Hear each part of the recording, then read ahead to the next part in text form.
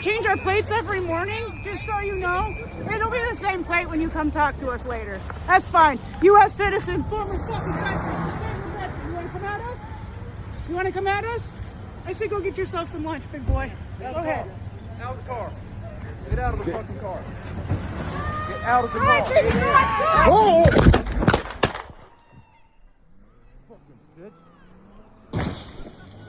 So there you have it, a brand new angle from the ICE agent's point of view.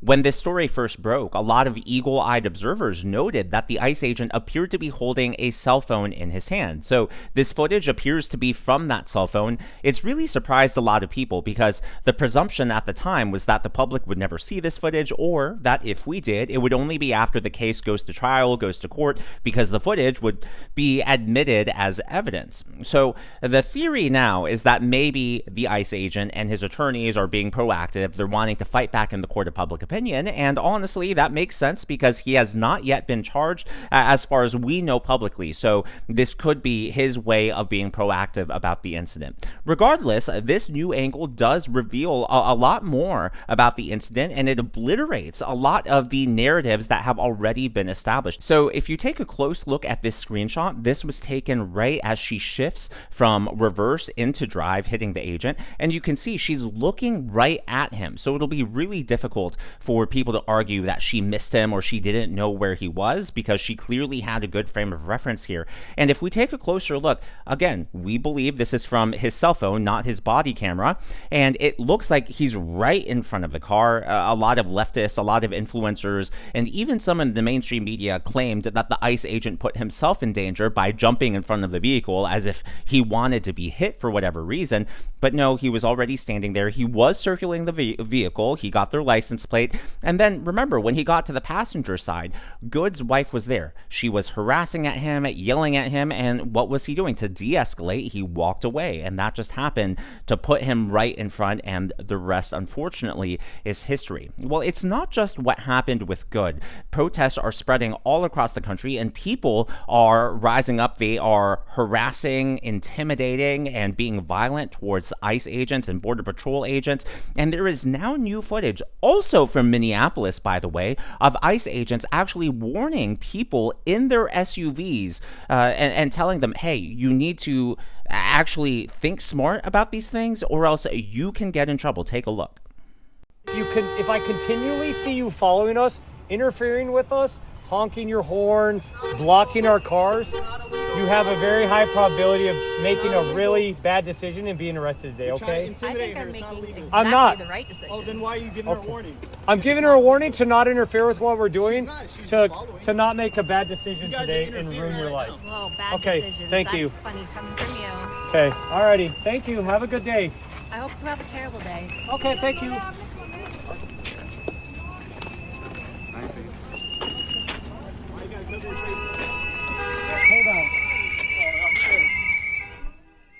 So the reason I share this clip is because there is now new evidence suggesting that Nicole Renee Good was part of this formal group, a network of ICE agitators whose job it was to go out there, harass them, and impede them, stop them from doing their duties. Let's listen in here.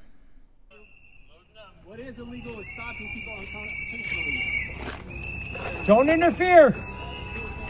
So yeah, they are trying to fight back. So this was actually broken by the New York Post. Renee Nicole Good was Minneapolis ICE Watch warrior who trained to resist feds before shooting. This, by the way, has now been confirmed by multiple news outlets. According to the National Review, Renee Nicole Good, the Minnesota woman who was fatally shot by an ICE officer, belonged to a Minneapolis-based ICE Watch group that actively tracked immigration enforcement operations and trained activists to interfere with agents, including by blocking law enforcement vehicles. Let's skip this paragraph, go to the next one. An Instagram account identified as Minnesota ICE Watch instructs to report the locations and appearances of ICE agents. The account has posted photos across Minneapolis of law enforcement agents, of vehicle license plate numbers, and ICE officers' faces. The account generates information via anonymous reports and submissions from local activists. So we now know that she's tied to this group. You see her wife in the video harassing the ICE agents. There were already rumors suggesting this, but now we actually have evidence tying her to these organizations, and that definitely changes the narrative here. Now, this still raises the question, was this shooting justified? And that, of course, should the officer be charged, will be tried in a court of law if it doesn't get settled before then. What's interesting about the fault lines that are emerging is that it's not clearly Republican versus Democrat or conservative versus left-wing. There have also been fractures in the Conservative Party. So if any of you subscribe to Tucker Carlson's newsletter, he sent out this email, he sent out this newsletter. This was written by him. Keep in mind, it's not the same as a podcast where sometimes people say things off the cuff and it's poorly worded or thought out. But when you write a newsletter, you have time to edit and revise and really think through your thoughts before you hit send. But this is what he wrote. The 37-year-old was an American citizen and reportedly the mother of a kindergarten-aged child.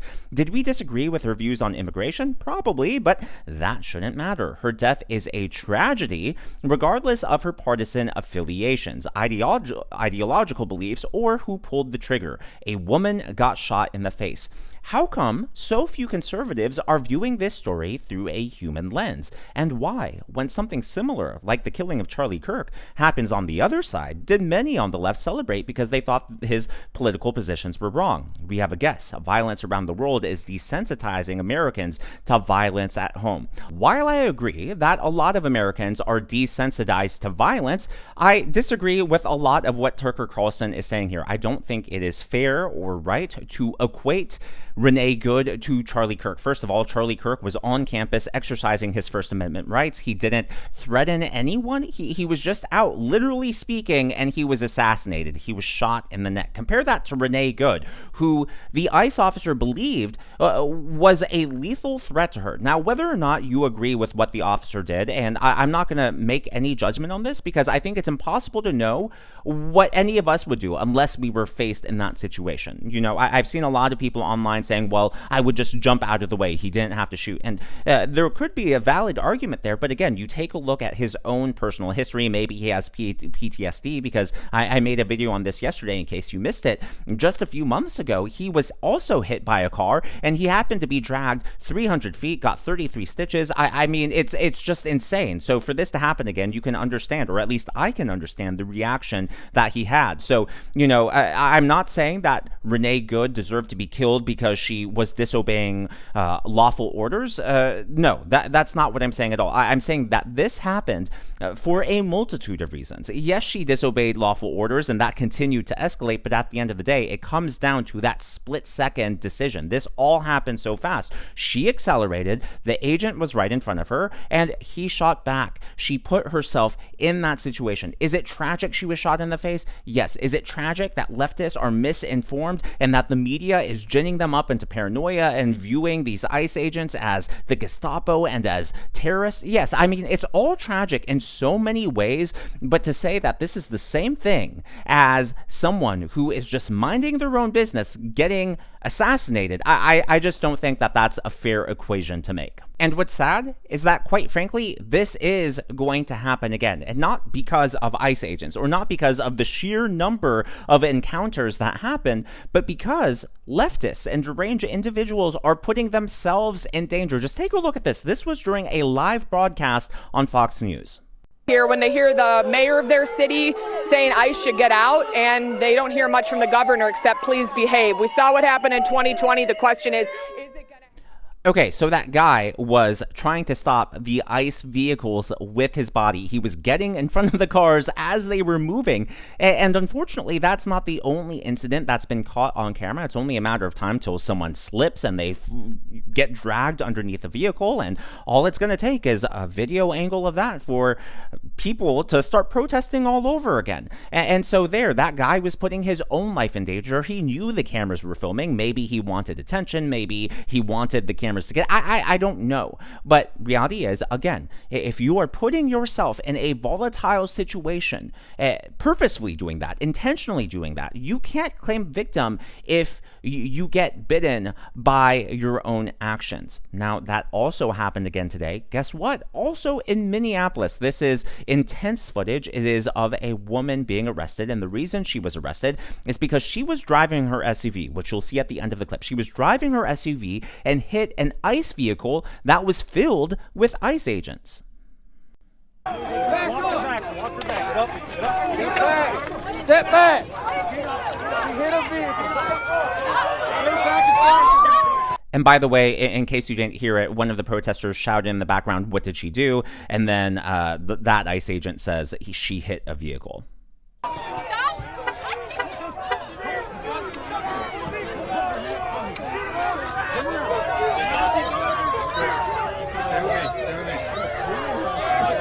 I've already seen a lot of leftists online saying that they handled her aggressively, they were too rough with her. I would like to point out that she is a white woman. Of course, if this had been a black male, they would have been screaming and crying racism. But, you know, she's a white woman. Just wanted to point that out. Also, she joined that protest willingly, and she rammed. I just have a hard time believing that she accidentally rammed an ICE vehicle. At this point, it all seems as if it's intentional. Going back to this new angle, it also sheds light on something that didn't make sense to a lot of people. So this was from Fox News. Renee Good's wife claimed Minneapolis shooting was quote unquote my fault in video amid anti-ICE fury. And a lot of people were like, how is this your fault? Well, from this new angle from the ICE agent, it appears that her wife was shouting, "Drive, baby, drive." Get out of the car. Whoa!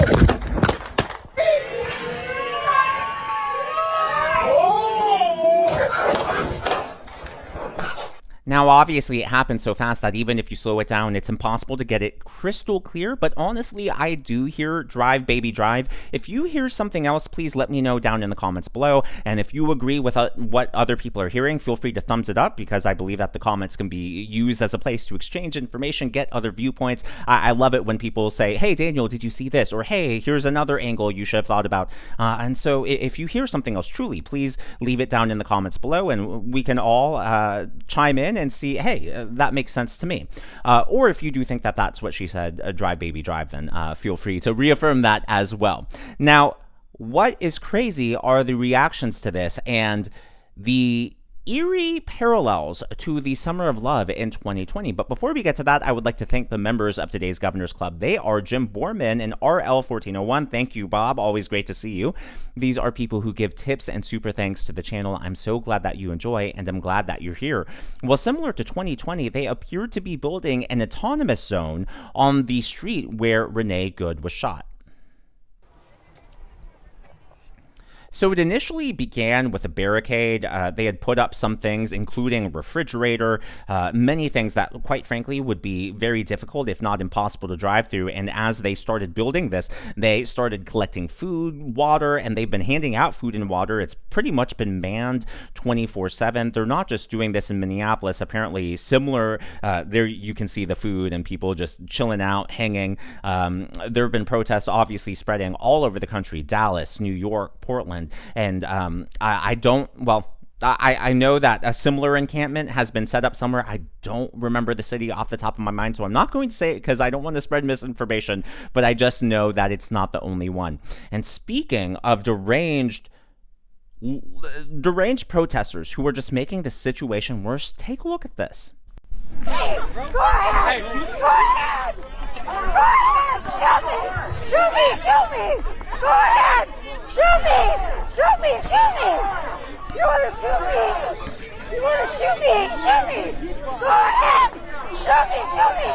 Pepper spray me! Hurt me! Shame on you! Your grandmother! Talk about deranged. It really is a mental illness. As always, though, all of that is just my analysis and commentary. That is what's happening in the world of politics from my point of view, and I would love to hear from you. Was there something new that you learned from this new angle? One new detail that you didn't think of, or that it affirmed for you? Let me know your thoughts, what you learned from that new angle from the ICE officer's cell phone. Yeah, what was interesting about it to you? Let me know down in the comments below. If you haven't already, please be sure to leave me a thumbs up. I know it's a simple thing to ask for, but it really does help me reach more viewers like you in the algorithm. By the way, if that hype button shows up, it really helps videos go super viral, helping grow the channel. So feel free, if you really enjoy, to hit that hype button if you ever see it. Be sure to smash that subscribe button and to check out one of these videos.